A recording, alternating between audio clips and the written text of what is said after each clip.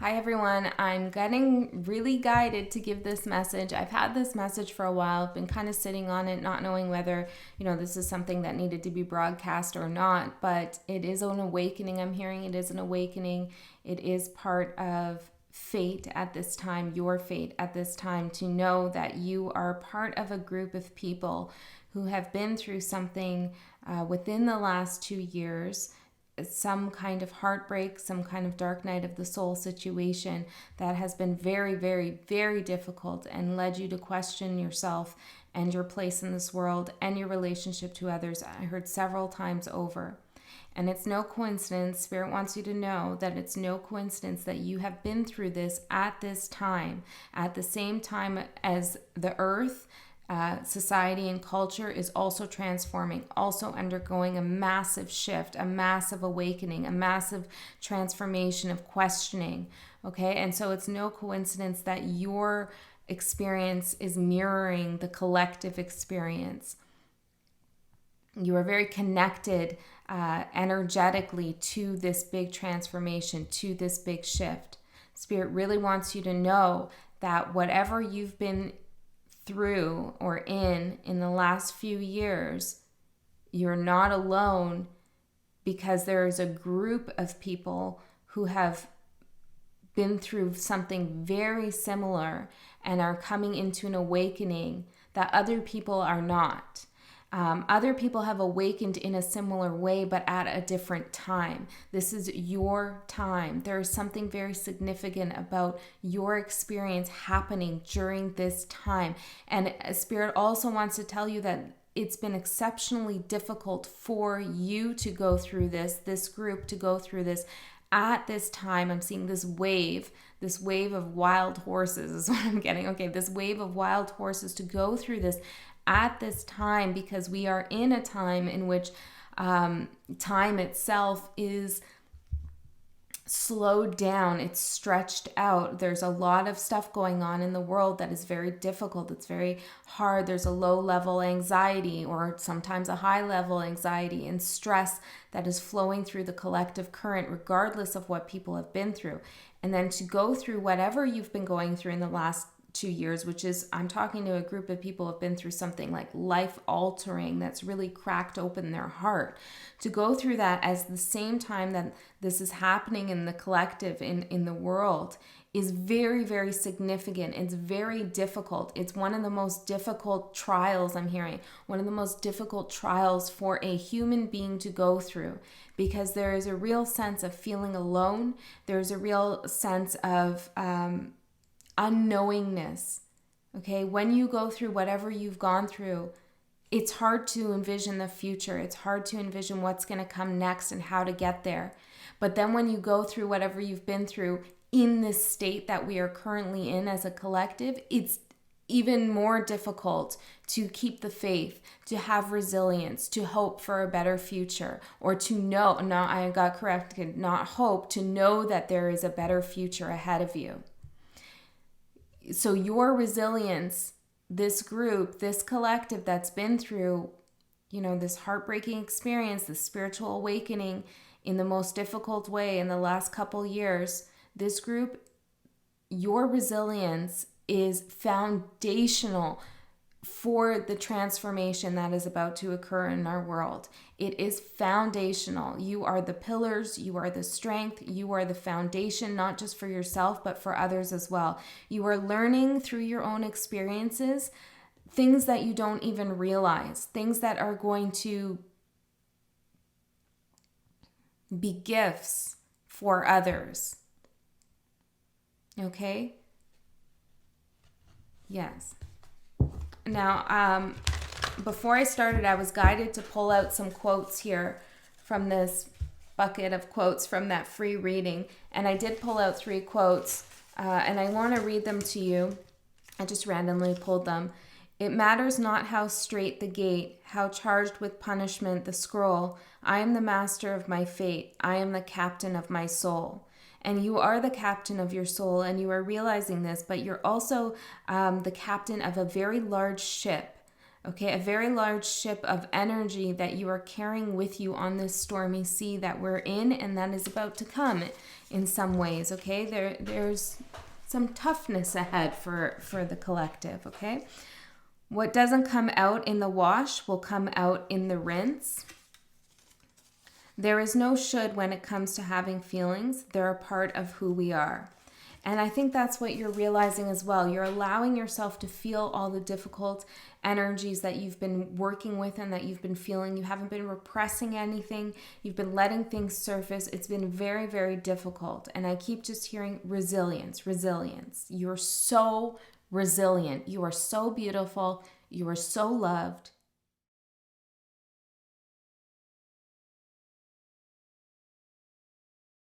So let's see. I am potential. With the Tower. Wow. This is the Captain. This is like, I am not afraid to let the structures of the past, the structures of the ego crumble. I am pure potential. And that's what the Tower is. The Tower is destructive. It can be painful. It's a shakeup. But what it releases is that pure potential. And this is what you're projecting to others, okay? Your strength to let something fall, to transform, to begin anew. Your self-awareness is also knowing that you have to go through something painful and difficult. And not just, a Ten of Swords situation, although that's pretty bad, right? The Tower is a major card. It's existential. It's spiritual. It's universal. And this is what I'm talking about. It's like your individual experience is larger than what you think, than what you know. It's releasing the potential. You're healing from that experience. And this is what the self-awareness is. You have this self-awareness right now, or you will. I think you do. Okay, you do. You do. I keep hearing you do. Okay, so whoever's doubting that, you do. You have potential here. And there's those, remember I said those horses kind of like just charging forward? We have forgotten with the Seeker. I love this. This is you realizing that you need to get back to your creative roots, to get back to seeking out knowledge, whether that's occulted knowledge or whether that's creative knowledge or whether that's just seeking out a form of play that fulfills your soul, something creative that you have forgotten about yourself. Creativity is, I'm hearing, is the lifeline to the soul in whatever way you are creative. And, when people say I'm not a creative person, it's almost as if they're saying I don't have a soul. Okay. And so creativity and artistic ability are completely different things. Okay. You can be creative in multiple ways, in different ways. So you need to find, if you haven't already, that area that really fulfills your soul when you are playing, when you are creating. Okay, creativity is about creating shifts, creating transformations, creating new experiences, new feelings, new sensations, new thoughts. And that's where a big part of this beautiful leadership quality is coming in, because you're learning how to deal with the difficult feelings that are surfacing within you through creativity. And this is what Spirit wants. We need creative solutions at this time. But when it comes to relationships, you're taking action here. You're taking action to correct any kind of injustice or karmic imbalances that you've experienced in your relationships. You're calling things out for what they are.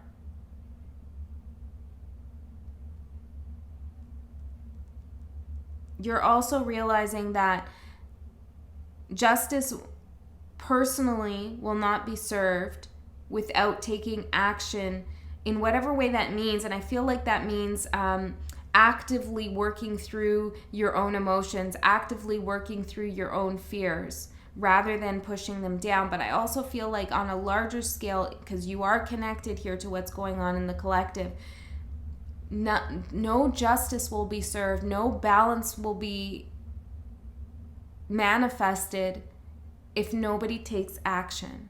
Fire Fire is one of the building blocks, the building block perhaps, of life, of sustaining oneself. So action is very important in all of your relationships. Not allowing relationships to happen to you, but going after the relationships that you want. This is all part of your transformation. Stillness. The devil in reverse.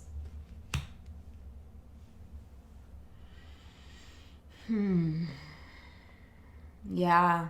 To release this toxic energy, you basically had to just be still and ride it out.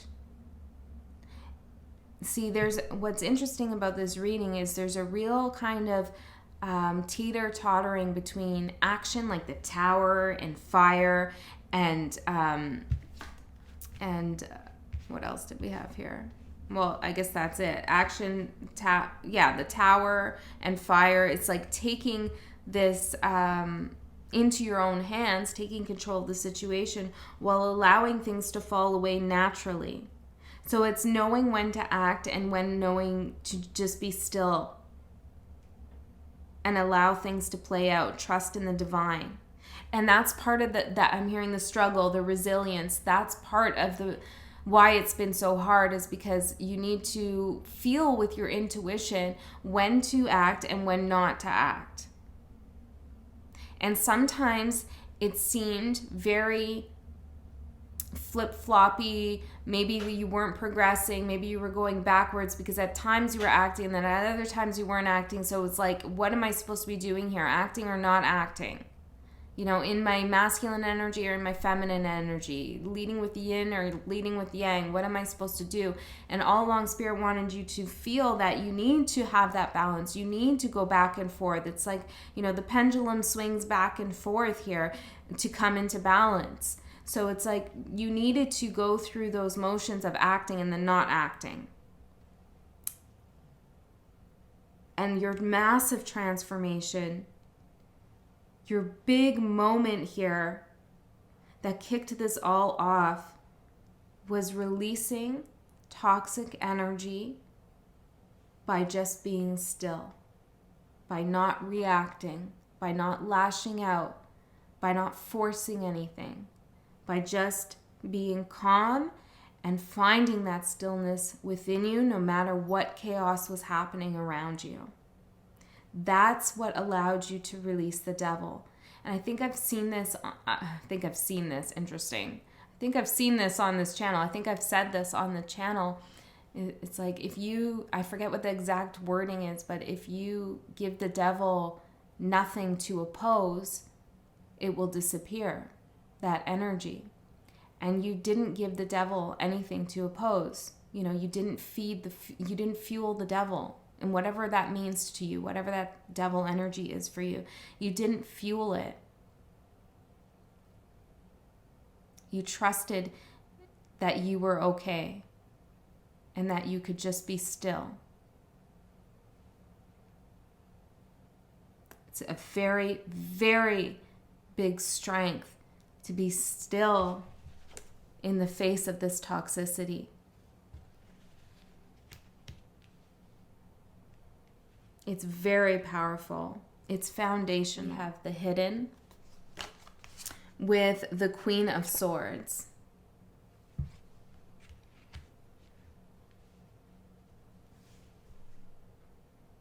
This is you coming into the awareness that you've had these psychic, intuitive, spiritual leadership qualities within you. They were hidden, but they were within you all this time. And now you are sitting in your power here, knowing that you have all of this force behind you, your spirit guides, your spirit team, you know. I heard us, okay, whoever that is, us, the angels, you know, whoever it is that you feel is around you, and you do not doubt that you do have, I heard light beings. You do have light beings around you, including each other, including one another. Don't underestimate the love of a stranger, I heard. Don't underestimate the love of a stranger. So you are sitting with a lot of power, a lot of knowledge, fearlessness, because behind you, you have a whole force, a whole army of angels, of love, of light. And this is hidden. It was hidden from you, but now it's maybe not so apparent to everybody. But it's what allows you to sit tall, because you know what you have backing you. You know that what you're doing or how you're feeling or whatever it is that you're going to go forward with is coming from your highest self and is for the good of everybody. And people are going to look at you and they're not going to know how you got to be so strong or how you got to be so powerful or how does this person have that much authority to just say whatever they want to say or whatever the case is for you. Communicate the way they want to communicate. And it's because you have all of this knowledge, all of this life experience, all of this spiritual awakening within you.